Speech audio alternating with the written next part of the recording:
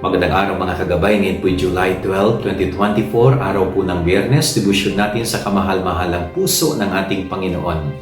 Napakaganda po ng ating ebanghelyo sa araw na ito.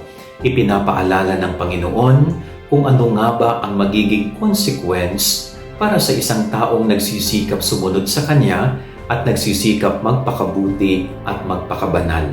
Sabi ng Panginoon, isa sa magiging consequence ito ay uusigin kayo, pagtatawanan, hindi kayo paniniwalaan at aalimurain. At hindi rin kayo tatanggapin, itataboy kayo at dadalhin kayo sa mga manlilitis ng bayan. Pero napakaganda din po ng sinabi ng Panginoon, pag dumating yung panahon na yon, hindi nyo kailangang ipagtanggol ang inyong sarili, sapagkat ako ang magtatanggol sa inyo. So napakaganda pong paalala nito.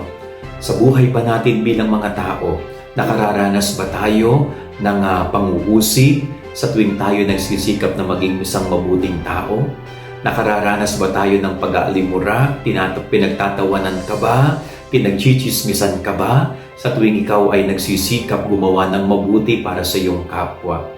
Wala kang dapat ikabahala. Hindi mo dapat ipagtanggol ang iyong sarili sa harapan ng mga ito, kundi sa bawat pag-aalimura, sa bawat pagtataboy, sa bawat pagtatawanan ginagawa nila sa iyo, si Jesus na iyong sinusundan ang kanilang ginagawan ng ganon. So, napakaganda pong pagnilayan natin ito. Huwag sana tayong ma-discourage kapag may mga negative vibes tayong natatanggap at naririnig habang tayo nagsisikap na magpakabuti at magpakabanal na tao.